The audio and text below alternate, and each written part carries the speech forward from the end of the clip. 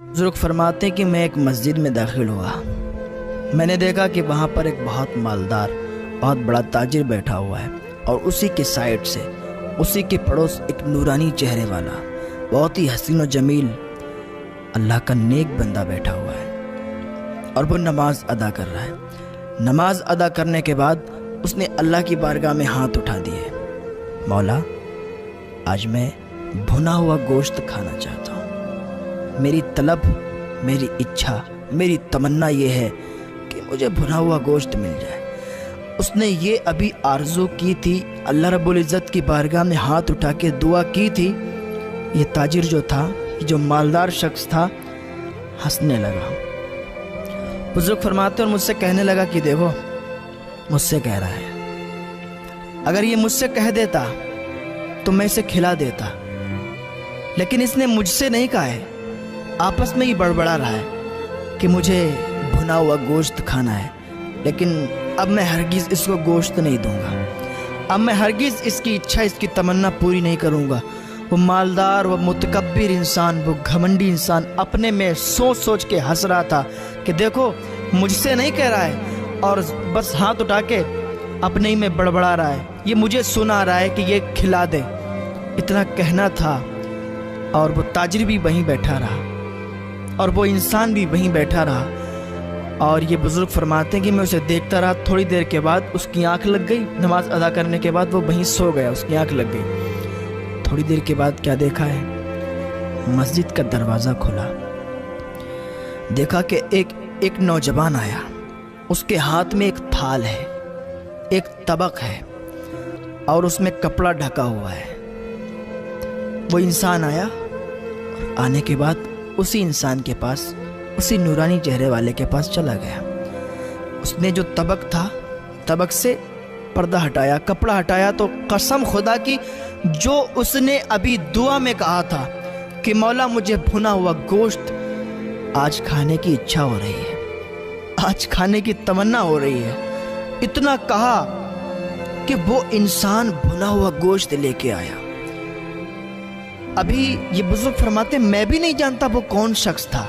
ये ताजिर भी अभी मस्जिद में बैठा है, लेकिन वो इंसान आया और उस बुजुर्ग के पास उसने कपड़े को हटाया, उसमें भुना हुआ गोश्त मौजूद था और उस बुजुर्ग से कहा, उठिए, आपके लिए भुना हुआ गोश्त लाए, तनावुल फरमा लीजिए, आइए खाइए। वो अल्लाह वाला उठा। उठने के बाद उसने जितनी उसे भूख थी, जितना उसे खाना था, उसने थोड़ा बहुत खाया और दुआ दी। वो इंसान जाने लगा, जो तबक में भुना हुआ गोश्त लाया था वो जाने लगा। उस ताजिर ने उसको पकड़ लिया, भाई रुको, कहाँ से आए हो? तुम्हें कैसे मालूम ये भुना हुआ गोश्त खाना चाहता है? का बात कुछ ऐसी है, मैं मजदूर इंसान हूँ, मैं गरीब इंसान हूँ, मैं फ़कीर इंसान हूँ, मेरे पास इतने पैसे नहीं होते हैं मैं भुना हुआ गोश्त खाऊं, मैं अच्छी ग़िज़ा खाऊं, लेकिन आज मुझे मजदूरी कुछ ज़्यादा मिल गई। मेरी बीवी ने मुझसे तमन्ना की, ऐ मेरे सरताज, आज मैं चाहती हूँ कि तुम भुना हुआ गोश्त ले आओ और भुना हुआ गोश्त मुझे बहुत पसंद है। आज ये मेरी आरज़ू, तमन्ना पूरी कर दो, क्योंकि मैंने कभी तुमसे कहा नहीं है और आज तुम्हारी मजदूरी भी अच्छी हो गई तो तुम थोड़ा सा भुना हुआ गोश्त लाओगे। तो मैं अपनी बीवी के लिए गोश्त लाया। मैंने कहा इसको भूनो। मैं उसको कह गया कि भूनो और मैं थोड़ी देर के लिए आराम करने लगा। मेरी आंख लग गई और जैसे ही मेरी आंख लगी ना, जैसे ही मैं सोया, कसम खुदा कि मेरे ख्वाब में जनाब मुहम्मदुर रसूलुल्लाह सल्लल्लाहु अलैहि वसल्लम तशरीफ़ लाए।